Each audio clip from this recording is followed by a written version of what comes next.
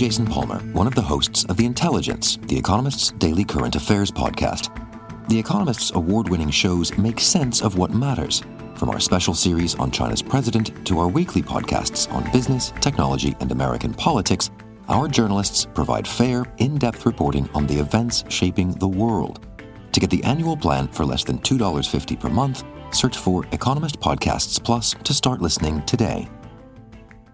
Your local McDonald's owners across Washington, D.C., Greater Baltimore, and Eastern Shore are committed community members who all celebrate the diversity of the neighborhoods that they serve. Black History Month is a special time to spotlight the many African American and Black individuals and organizations that have contributed to our area's growth and development. McDonald's sees, supports, and celebrates you now and all year long.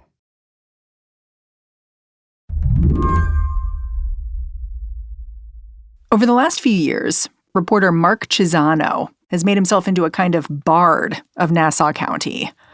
Nassau is just east of New York City, past Queens. It's the original suburb, home of Levittown, where people sort of experimented with what the suburbs were going to look like. So it's funny. It's a little bit of a throwback.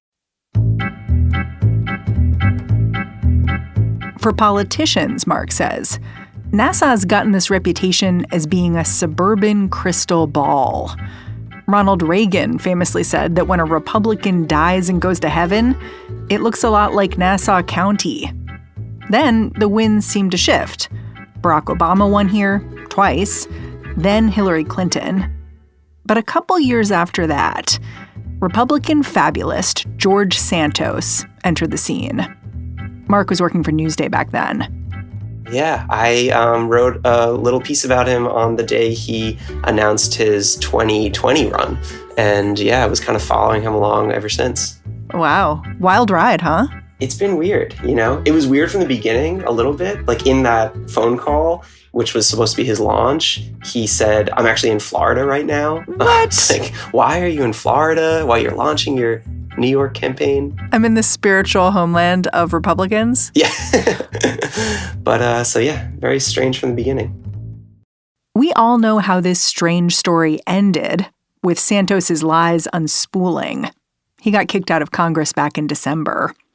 Now, the race is on to replace him, which means in parts of Nassau County, today's election day. I read that both sides in this race, they're putting as much as $10 million into this special election to replace George Santos. It's wild. It's huge. It's so much money. I was talking to a guy that I play basketball with who's not a political guy. And I told him I was, writing about the race. And he said, oh, yeah, I know all about it. And I was sort of surprised, but he said, he watches Jeopardy and it's like every other commercial around the New York metropolitan area is this. You can't miss it. So this race is generating a lot of money, a lot of interest. But whoever wins George Santos's seat, they're only going to be in Congress until the end of the year, right? Yes. It's a wild, wild situation. So why are both parties paying so much attention to this election? Well, I think there's two reasons. One is that it's a very tight, margin in the House, right? There's also this question of message testing that both parties are sort of seeing what is working right now. It's almost like a freebie, a trial run before the November races. And so we're getting maybe a preview. You're saying Nassau County is like a laboratory. It is a bit of a laboratory, yeah. Kind of always has been, too. Today on the show, how much can this one special election tell you about the rest of this political year? I'm Mary Harris. You're listening to What Next? Stick around.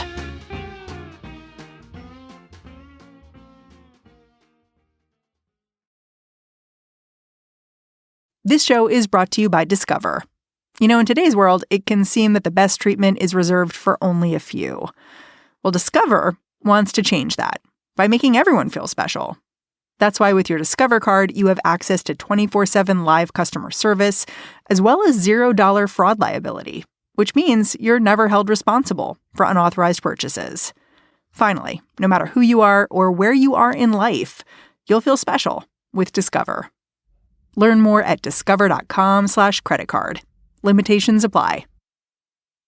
This episode is brought to you by SAP. First, the bad news. SAP Business AI will not help you generate cubist versions of your family's holiday photos, but it will help you understand which supplier is best to help you roll out your plant-based packaging in Southeast Asia, or identify the training your junior project manager needs to rise up the ranks, or automate repetitive tasks while you focus on big innovations. So you can be ready for the next opportunity. Revolutionary technology, real-world results. That's SAP Business AI.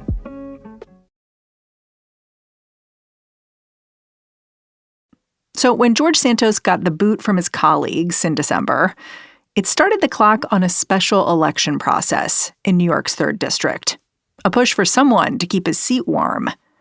This process works a little differently from a normal election.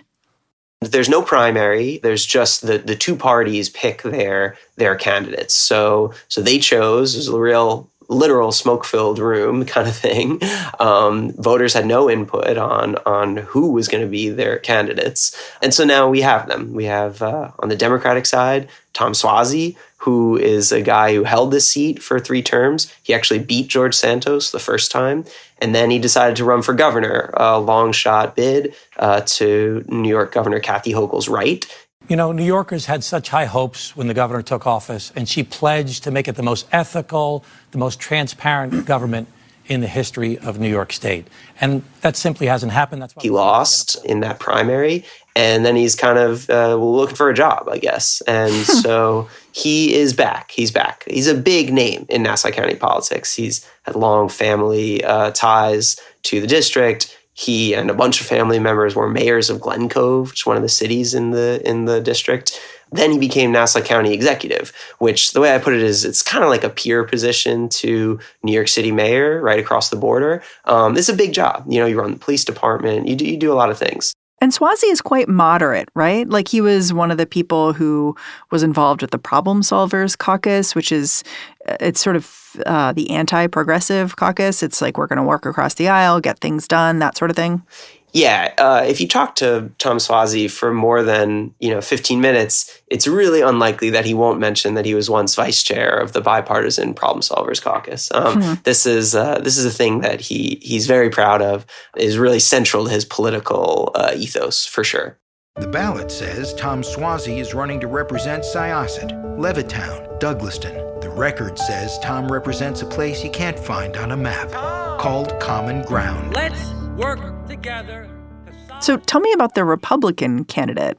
Her name is Mazi Pilip? That's right. Yeah. Mazi Pilip is she's in just the beginning of her 2nd term as the Nassau County legislator, lower level job. So she's a bit of a newcomer on the scene. She has a fascinating biography. She's an Ethiopian Israeli immigrant, served in the IDF, and actually married an immigrant as well, a Ukrainian immigrant. So she has these she kind of touches all these hot button issues right now in all these interesting ways. Mazi Pilip, soldier, mother, conservative fighter. In Congress, Mazi will secure the border, work with ICE to... She's also a registered Democrat, I read. She's a registered Democrat, that's right. And, this is weirdly not that uncommon on Long Island. A lot of people kind of go back and forth. But yeah, it is a bit surprising that she hasn't changed yet, right? She's not like that new to politics, and she hasn't filed the paperwork to change yet. She says she's going to do so after the election. Yeah. It's interesting because I really get why Tom Suozzi would be running for this seat. Like, he's done it before. I can see the party going to him and being like, hey, could you just get into this race one more time? Everybody knows you. It just seems very familiar. Get the band back together. Exactly. But with Mazi Pilip, it's kind of interesting. I don't know what her personal motivation is. Like, and actually I've heard some questions about whether Pilip herself is steering her campaign. Like, she doesn't even have any campaign employees to speak of, right? Yeah, so it's been a strange campaign for Pilip because when she appears all around the district, she's often with someone else from the Republican Party. cynics might call them minders, people who kind of speak for her even and kind of introduce her and sort of set the tone for the conversation. So that has surprised some people. I will say, though, that when she does talk, she is very forceful. She sort of, can get fiery and has, like I said, this biography that so perfectly matches this political moment. So it's possible that she's kind of growing into this role, even though she has not been kind of at the front of all of her appearances. Yeah. Yeah. It's funny because I look at this Republican candidate and I just think I can't tell if the Republican Party is learning from their experience with Santos because they're constantly minding this person and very much controlling their rollout, or whether they're not learning from the experience because clearly Mazi Philip is very inexperienced or much less experienced than Tom Suozzi. Certainly less experienced. She herself said that the Republicans vetted her with 3 different firms.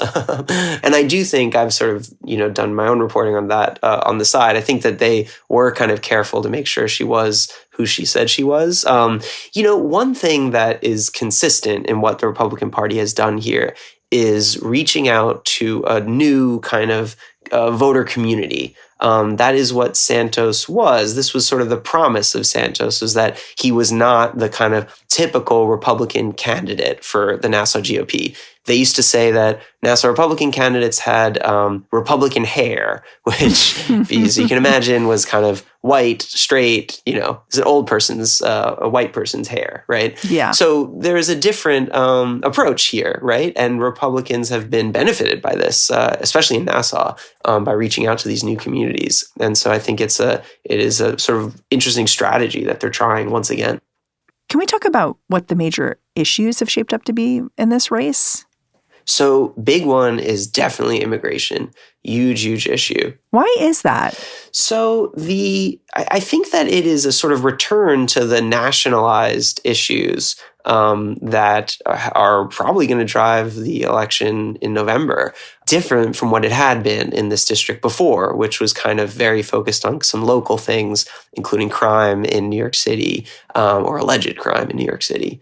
So immigration has been a big thing. There are these thousands of newcomers to New York City, some of whom are, this district straddles the city-suburbs line. So there is a little piece of this in the city, in Queens, and there are a bunch of migrants, asylum seekers being sort of held there, living there in a shelter. And certainly some are going across the county line. There are these very sort of vibrant immigrant communities on Long Island. And so certainly people will kind of make their way, towards family and friends and people that they kind of know culturally there on Long Island. There does not seem to have been a huge, huge migration out east to Long Island yet. So this is still a little bit of a sense rather than a true something that's really happening on the ground. But you hear it a lot. You hear a lot of fear about the changing nature of school systems, the tax base, the ways that people are sort of concerned about immigrants changing their way of life. Yeah. It's interesting because the head of the Democratic Party has been talking about this incident that recently happened in New York City where a couple of NYPD officers were allegedly attacked by a group of migrants. And those migrants were released without bail.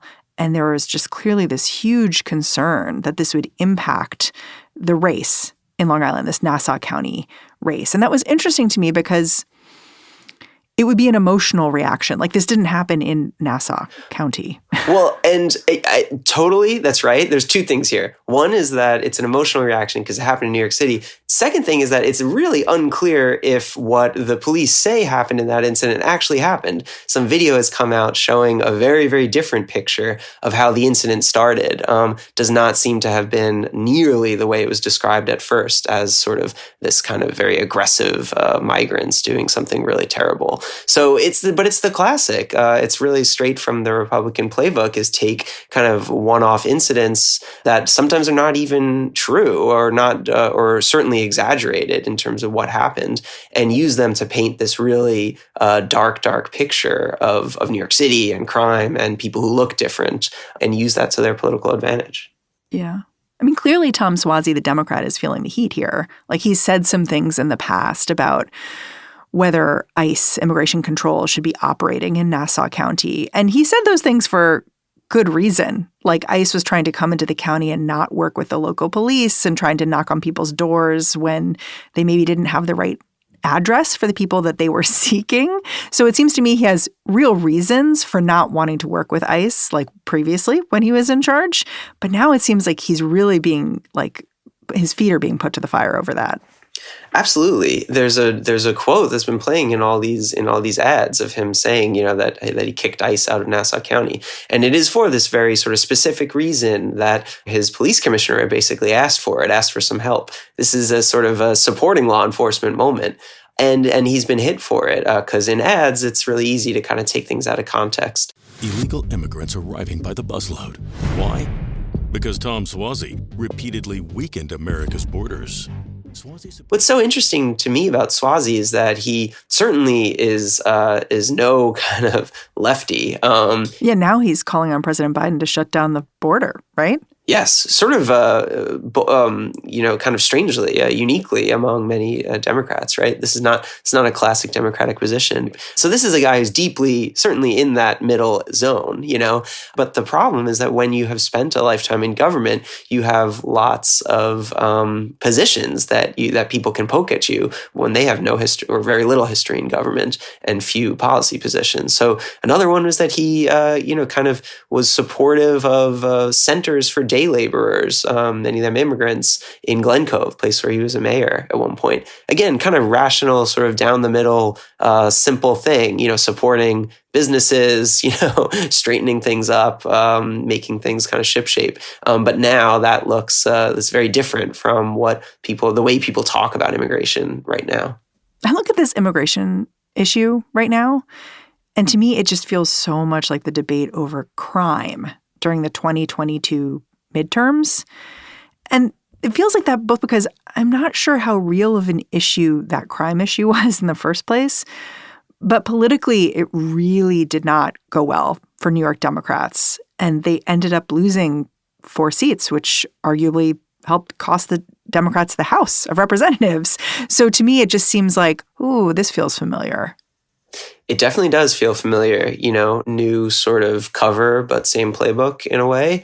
The other thing that I think is different here is that it's a playbook that can be used nationally, whereas the crime one was in some ways most effective in New York because of this bail legislation thing that you could kind of pin some amount of responsibility directly to Democrats. But the immigration thing is national, obviously, and owned by Biden in a way, although he will try to avoid that, right?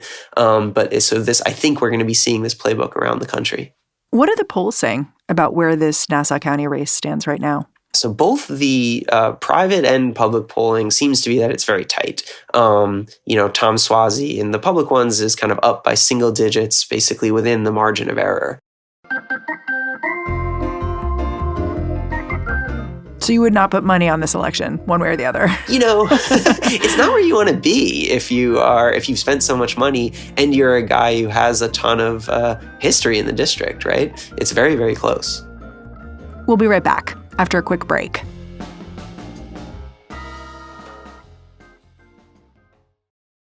This show is brought to you by Discover. In today's world, it can seem that the best treatment is reserved for only a few. Well, Discover wants to change that by making everyone feel special.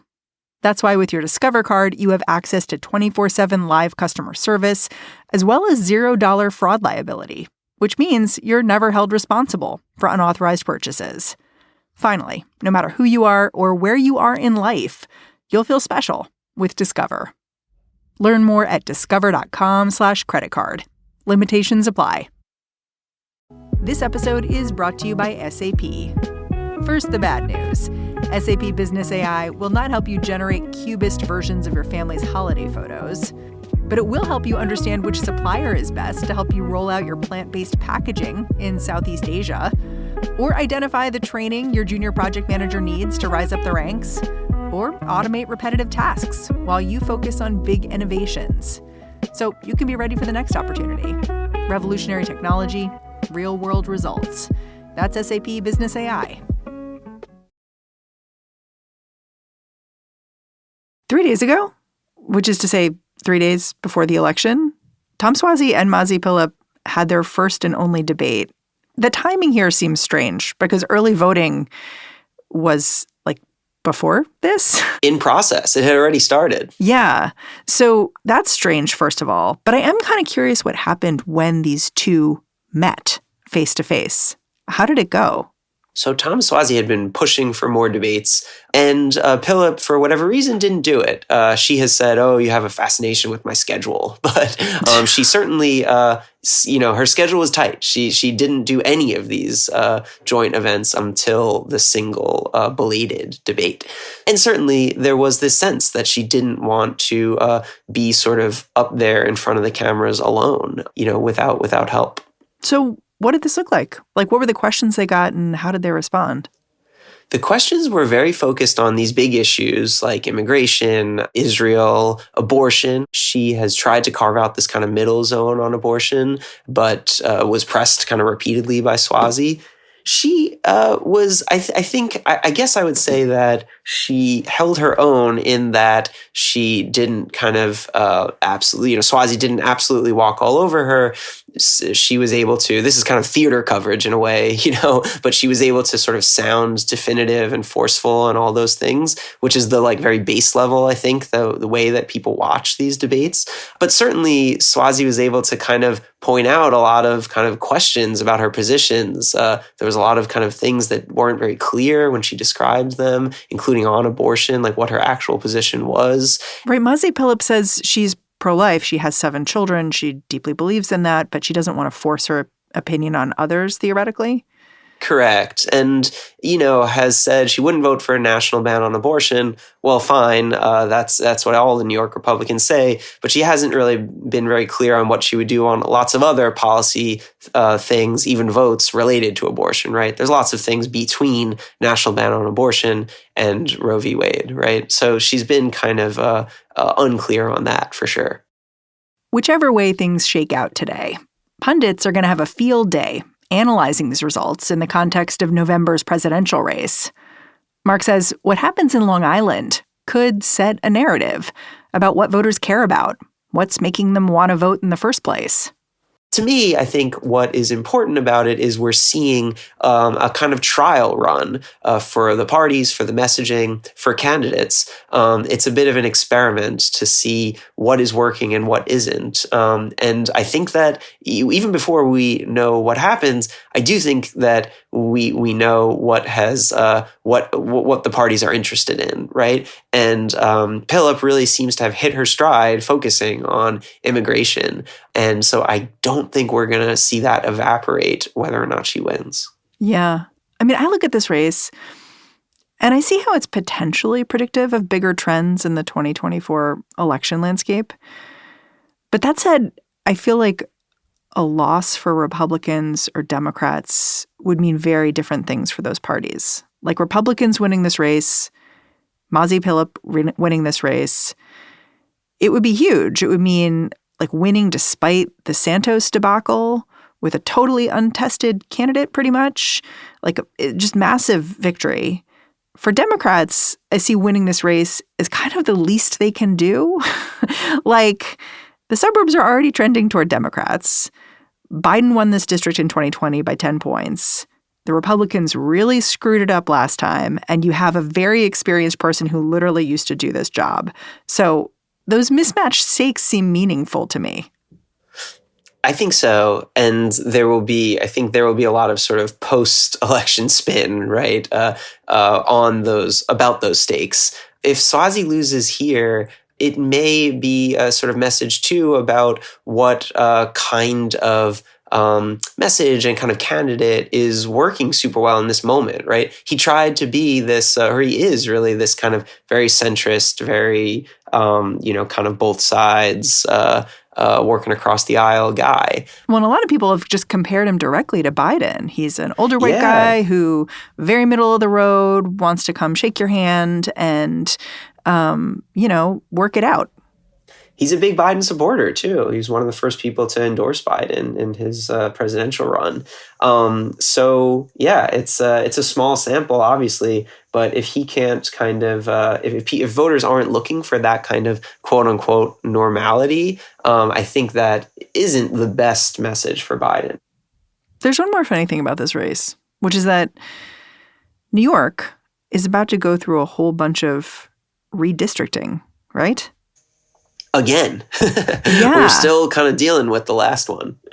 So this race is going to happen. This person's going to be there for less than a year in Washington. And then it's like the coming of the tides. Like there will be another election to come and the district may look pretty different, right? Like, so should anyone really be worrying so much about this one special election in February? This person will be very prominent, in Washington in their brief time there, right? There's been a lot of focus already. And so they're coming into Washington as a bit of a name, right? They'll be riding high after winning, right? There'll be a lot of sort of lessons taken from their win, whichever side it is. So they'll have some months in D.C. to kind of be not exactly an unknown legislator, right? So there's that. And then it's possible that they could win again, right? Incumbency has real advantages. You actually don't need to live in the district that you are running from while you're running, right? That's not in the Constitution. So you have some time to move into a new district. This won't be like totally different, right? I think Democrats are a little more focused on some other parts of Long Island to shore up or make more into a Republican pit. So I don't think this person will be going away. I don't think that's the right lesson to take. Mark, I'm really grateful for your time. Thanks for coming on the show. Thanks for having me. Mark Chiusano is a writer, journalist, and the author of The Fabulist, the lying, hustling, grifting, stealing, and very American legend of George Santos. And that's the show. What Next is produced by Paige Osborne, Elena Schwartz, Rob Gunther, Madeline Ducharme, and Anna Phillips. We are led by Alicia Montgomery with a little boost from Susan Matthews. Ben Richmond is the Senior Director of Podcast Operations here at Slate. And I'm Mary Harris. Thanks for listening. Catch you back here next time.